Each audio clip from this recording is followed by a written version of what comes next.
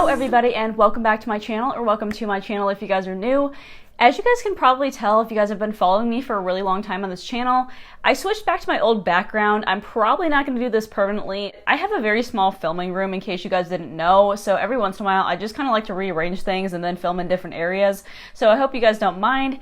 Anyways, for today's video, I wanted to go over a very hot topic. I've either been asked this by clients or I've also been asked this by other makeup artists as well when they're looking into pricing themselves.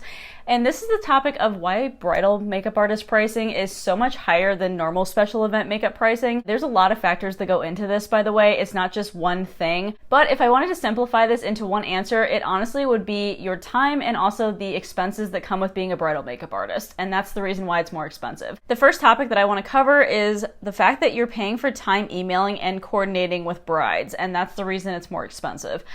With normal inquiries, you have the initial point of contact, which is usually them emailing you, DMing you, Facebook messaging you, however they're contacting you basically, and you're talking with them about their event and they're telling you when you're going to show up, what time you need to show up, etc., and pretty much sending you maybe reference photos, possibly, maybe not, and then you show up to the event, do the makeup, and then you leave. That's not how bridal works at all. That's not how weddings work in general. When you're a bridal makeup artist, you have a lot more time that's consumed just talking to your bride, coordinating, setting up timelines, and just kind of going back and forth between makeup looks and just kind of, I guess, just coordinating different things. I don't know how else to describe it to you guys. There's just a lot more coordination that has to happen when it goes into doing a wedding because you're taking time and planning out that whole person's day.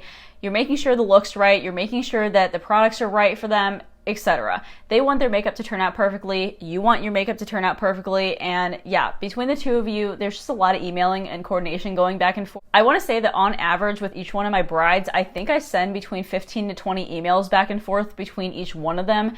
And that's a lot of your time you have to compensate for. You're compensating for your time at all hours of the day. If you choose not to have regular office hours, I kind of randomly email people at random times of the day, which I probably shouldn't. You basically want to account for that time. You want to account for the time that you're spending away from your family, away from your friends, away from even your pets. Like, it's just time you want to account for. It's a lot, honestly, and especially when you have, like, 30, 40 plus weddings or something going on throughout the year and you send about 20 emails per person, it's a lot of things to coordinate, and you just want to make sure that you account for all of your time spent doing that. I, for one, do quite a bit of things for my brides, and that's why I want to account for all that time. So first of all, I make bridal timelines for people. Most bridal makeup artists don't do this. Usually they have the brides do it or the wedding planner does it or something, but a lot of the times the brides that I know, at least, no offense, but they're kind of clueless about how long it takes me to do makeup, even if I tell them, or they're unrealistic about timing and they think that I can do a full face in like 5 minutes, and that's just not possible. Since I'm the only one that realistically knows how much time I take for makeup, I would rather be the one to coordinate my schedule and have all time slots with all the names in it so I know who's going when, and just so everybody's more coordinated that way. It's been a lot more organized since I've been the one doing the timelines.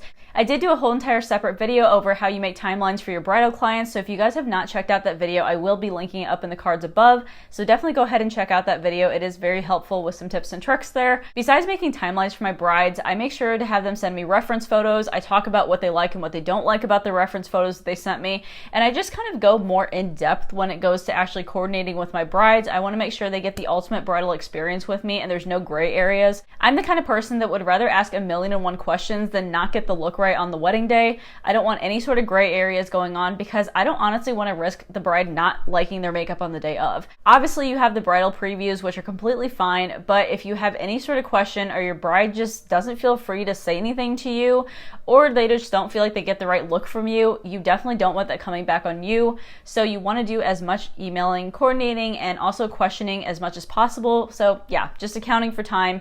That's mainly the basis that I want to cover on that topic. Next topic I want to cover kind of snowballs off of the last one of accounting for your time, and that is taking account that bridal trials or bridal previews, whatever you guys decide to call it, take a lot of time. They just take a lot of time and a lot of effort and a lot of coordination with your brides, and sometimes they may take upwards of 3 hours if you let them go on that long. I have a cap of 2 hours for mine, and after that you have to pay for an additional hour, but yeah, usually they take about 1.5 to 2 hours on average with me, and that's just a lot of time that you have to spend with one person and coordinating things, really taking time to make sure you have the right look, skin prep, makeup, whatever you do, and make sure it's all correct. In case you need to change anything, that takes a lot of time. Sometimes you have to switch between multiple different lip colors to get the right one. Sometimes the bride wants to change eyeshadow looks and then you have to completely redo it. It just kind of is a whole entire process that has to happen. Just the fact that that takes longer than the actual wedding day application, you want to account for that time. Please make sure that you do make a cap though, because I have found that making caps of 2 hours actually saves me a ton of time. That way the bride can kind of think more so about what she's actually looking for and doesn't really want to waste that time or pay for extra time. It kind of just depends how long you want to spend with your bride. Sometimes I've heard of people's bridal trials lasting for like 4 hours at a time, and I'm like, that is way too much time to spend with somebody, because then they're just wasting your time, they're being picky, and you just honestly don't have the time for it. Okay, I just said the word time way too much there, but you guys get the gist of it. Also, just wanted to mention that I have also created a whole entire separate video for how to do bridal trials.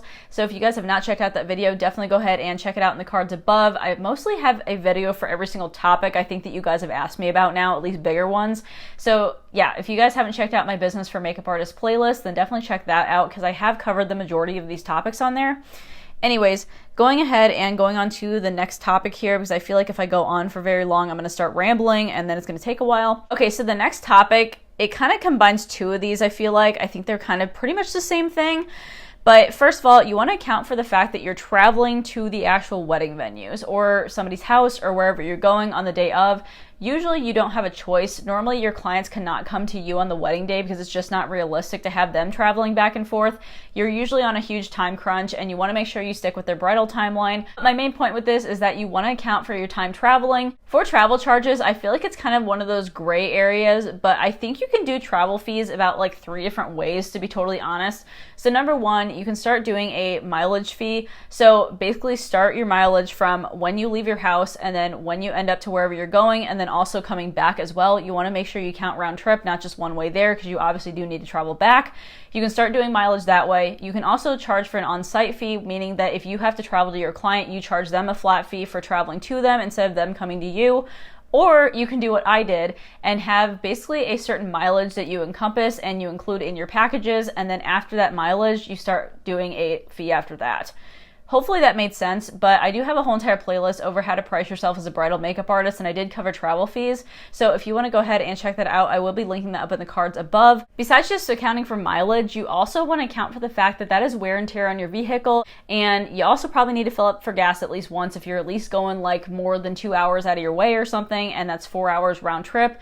You mainly just need to account for it in general. And I would definitely upcharge if you actually are going a pretty far distance, to the point where round trip it's taking you about 4 hours both ways, because that's also bridal parties that you could have booked and other clients you could have taken in that period of time. So that's why you want to charge for travel fees.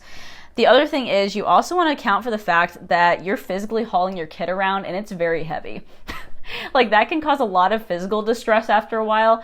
And yeah, I mean, I usually carry my chair, my ring light, my bag, everything with me. And that's a lot of stuff to haul around. Sometimes you have to haul it up several flights of stairs, or getting in and out of your car is kind of a challenge sometimes. Sometimes you're in really tight spaces and you just have to make sure that you have all of your stuff with you every single time, and you really don't have a choice sometimes. So yeah, you want to make sure that you account for the fact that you literally need to haul everything around with you and have as many prep items as you can. The other reason why bridal makeup is so much more expensive is because the fact that you're taking more time on the bride in general.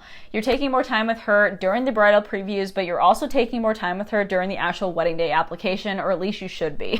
You want to obviously make sure she's the star of the show, she's the one that feels the most special, and usually I allot about 45 to an hour for my brides and then about 35 to 40 for everybody else.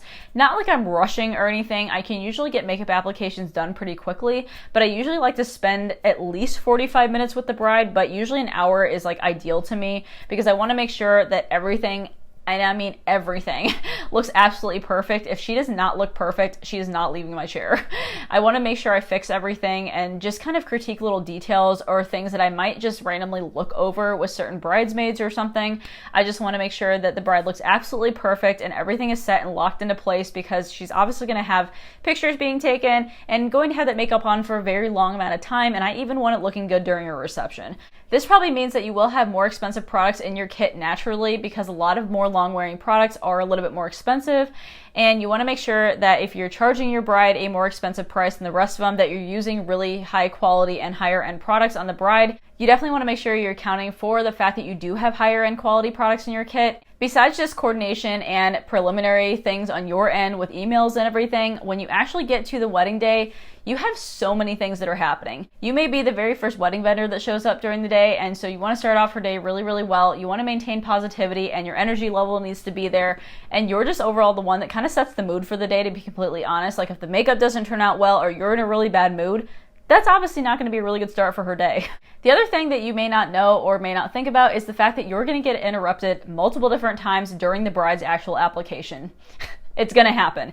No matter how many things you're probably going to do to avoid it, it's going to happen. She's going to get a phone call. She's going to get a text. She has to be the one to coordinate things. If she doesn't have a wedding planner, which most of my brides do not, there's a lot of people that are probably going to interrupt her and your application and just ask her questions about where things are supposed to go or who's supposed to be where, what time they're supposed to be there. It's a lot of different things, and you're going to get interrupted multiple different times by people. To be totally honest, that's a lot to deal with sometimes as a makeup artist, because sometimes you're having to wake up at 5 o'clock in the morning, bust out 8 faces, and you still want to make sure your energy is at the same level as you were with the first person all the way to the last one, which is probably your bride. So your main job that day is making sure that her makeup looks good, making sure it lasts all day, and also making sure that you're getting done on time. And that's a lot to ask sometimes, especially when you're getting interrupted multiple different times that day. My main point is that with bridal applications, it's just a lot more stress, it's a lot more chaotic than normal makeup applications, and that's the reason why you want to charge more. Anyways, I hope you guys really enjoyed the video. Hopefully it didn't seem too rambly or too jumpy, because I feel like I was kind of jumping around. My ADD is really bad today, so it was kind of all over the place. But I just wanted to bring to you more of an informative video, because I feel like I've just been uploading client vlogs, which I know you guys have appreciated, but I haven't done any informative kind of videos in a while, so I wanted to make sure I kind of put one in for you guys. If you guys did enjoy this video, definitely go ahead and give me a big thumbs up, as well as also hitting that subscribe button. I do upload a ton of makeup artist related content on this channel, so if you guys are interested, definitely subscribe to the channel. As always, I hope you guys are having an absolutely amazing day, and I will talk to you guys in my next video. All right, bye.